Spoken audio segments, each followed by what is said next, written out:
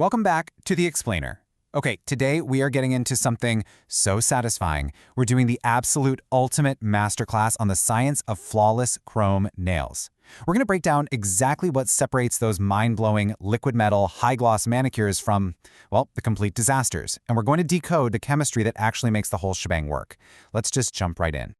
So look, if you've ever tried to do chrome nails and wound up with this dull, patchy, super frustrating mess, I totally want to validate that right now.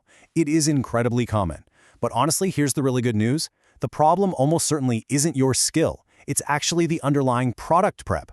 See, a successful metallic finish relies on exact chemistry. It's like a giant puzzle, and if you don't know the very specific rules for the exact product in your hand, it literally will not work. Okay, so here's our roadmap for today's explainer. We're covering 1. The 2026 Chrome Renaissance. 2. Powder versus liquid chrome. 3. The base color effect.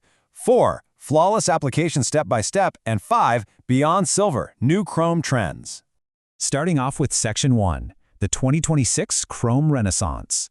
To really appreciate where we're at, we kind of need to trace the aesthetic evolution here. Remember 2017? Back then, the story was literally just one dramatic finish, that stark silver mirror over a black gel base. It was all about maximum hit-you-in-the-face reflectivity. Then, fast forward to 2024, and the whole idea spread like wildfire with the massive glazed donut era. We're talking pearl and white chrome powders over sheer nude bases for this incredibly soft, luminous glow. And now, welcome to 2026. We've officially leveled up to highly sophisticated dimensional finishes. I mean, we're talking aurora shifting powders, fine particle cat-eye hybrids, basically finishes that nail that high-gloss, quiet luxury standard that is absolutely dominating the market today. But before we even touch on application, we've got to talk product quality. In 2026, the stark difference between premium cosmetic-grade chrome and cheap alternatives is a real game-changer. Listen, premium powder is milled so finely it barely even registers as a physical substance.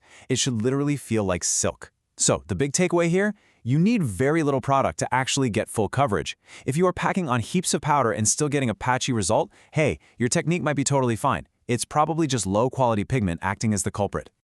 Moving on to Section 2, powder versus liquid chrome. All right, so these two are fundamentally different systems, and you absolutely must grasp this before you start.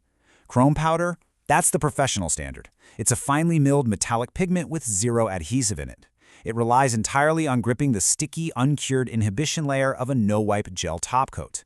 Because of that, a UV lamp is non-negotiable, for sure. You apply it by firmly rubbing it with a silicone tool or sponge. Liquid chrome, on the flip side, is a self-contained, pre-formulated metallic polish. It's super home-friendly and accessible because the regular polish version doesn't need a UV lamp or that crazy intense rubbing technique. You just paint it on with a brush. But, there is a trade-off. As expert Paul LaPonce points out, pressed chrome powder creates a much cleaner, sharp mirror reflection, whereas liquid chrome gives you a softer, though still beautiful, metallic effect. In fact, Paola Pons really hits the nail on the head here. She says the gap between a stunning chrome manicure and a patchy disappointment comes down entirely to understanding which product you're using and whether the surface beneath it was prepped correctly. You simply cannot use these two entirely different chemical systems interchangeably. If you try to use powder without that tacky gel base, it's going to slide right off. And if you slap liquid chrome on without letting the base fully dry first, it's going to bubble up. Your success hinges entirely on matching your prep to your product. Which brings us to Section 3, the base color effect. Okay, this is the industry's most underexplained secret, and the physics here are just fascinating.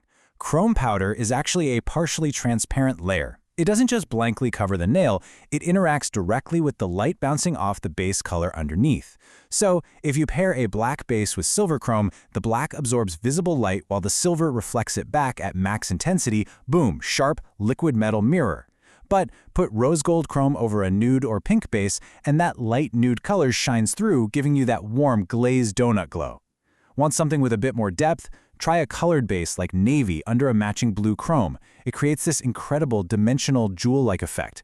Basically, your base color is doing like half the heavy lifting for your final look. All right, Section 4, flawless application step-by-step. If you're using chrome powder, the absolute most critical rule is simple. 30 seconds. You must cure your no-wipe top coat for exactly the time specified, which is typically 30 seconds under an LED lamp. And listen to me, do not cure it longer just to play it safe. Over-curing destroys that slightly tacky surface, the inhibition layer, that the powder literally needs to grip onto. If your gel is smooth and totally non-tacky, your powder will just wipe right away. So let's walk through the powder steps meticulously. First up, prep the nail so it's perfectly clean because any residual oil totally ruins gel adhesion. Apply your gel color and cure it completely. Then comes your no-wipe top coat, cured for exactly those 30 seconds we just talked about. Next, dip your silicone applicator into the powder and rub it in firm circular motions. It'll look a little dusty at first, but keep rubbing with pressure until the particles align into that bright mirror finish. Gently dust off the excess. Finally, and guys, this is where so many manicures get totally ruined, apply your finishing top coat by floating it over the nail. If you drag the brush like normal paint, you're going to scrape the delicate chrome right off and leave streaks. Let the gel self-level and then cure it fully. Now, for those using liquid chrome without a UV lamp, the process is way more accessible, but it demands its own special kind of patience. Step 1 is absolutely crucial. Apply your regular polish base color and let it air dry completely. Any residual wet polish underneath will just cause your liquid chrome to drag and bubble, and nobody wants that. Since liquid chrome is a very thin, runny formula, you really have to work one nail at a time so it doesn't flood your cuticles. Just swipe a thin coat on quickly, don't overbrush it, and let it self-level. Once it's dry, finish up with a fast-drying glossy top coat. It's a slightly softer effect than the powder, but hey, it completely bypasses the need for all that complex gel prep. And finally, Section 5, Beyond Silver, New Chrome Trends.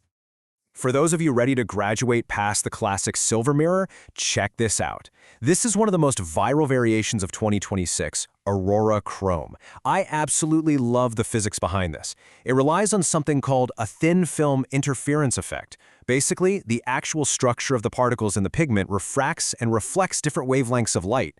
This means if you look at the nail head-on, it might look vivid blue-green, but the second you tilt your hand, it shifts entirely to purple-pink. Over a dark base, these prismatic shifts are incredibly dramatic, but over a sheer base, they turn into this gorgeous, soft pearlescence. It is genuinely otherworldly. And this really brilliantly illustrates the difference between two other massive trends right now. Holographic chrome, unlike aurora, which shifts between two specific hues, actually refracts light into a full rainbow spectrum. Think of the back of a CD. It creates this multicolor scatter effect that acts like a total chameleon, depending on whether you're indoors or out in the natural sunlight. Then we have the highly structural cat-eye chrome hybrid. This is a super advanced technique where you first create a dimensional eye-shaped stripe using a magnetic gel base, and then you layer chrome powder right over the top of it. The resulting look photographs as though it's physically three-dimensionally popping off the nail. It is so cool. Just a quick practical tip on longevity before we wrap up. Chrome is a cosmetic-grade pigment, and when it's applied over a safe, HEMA-free gel base and properly sealed, it will easily last you 2 to 3 weeks. Since the chrome is completely sandwiched under your top coat, it's really well protected from everyday wear. But the weakest point is always the tip of your nail, so applying a second, super thin top coat right at the free edge adds some absolutely crucial chip resistance. Oh, and when it comes time for removal, remember that the chrome is sealed inside the gel. You must break the top seal with a file and soak the gel off with acetone. Literally never, ever scrape or buff the chrome off dry because that will unnecessarily damage your natural nail plate. Well, there you have it. We've broken down the chemistry, the application rules, and the absolute vital importance of that base color interaction. Chrome nails truly reward precision and patience more than almost any other technique out there.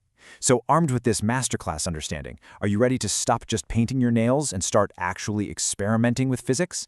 Liquid metal, soft glazed donut, or a vivid color-shifting aurora? Which chrome are you going to try next? Thanks for hanging out with me on The Explainer, and happy experimenting.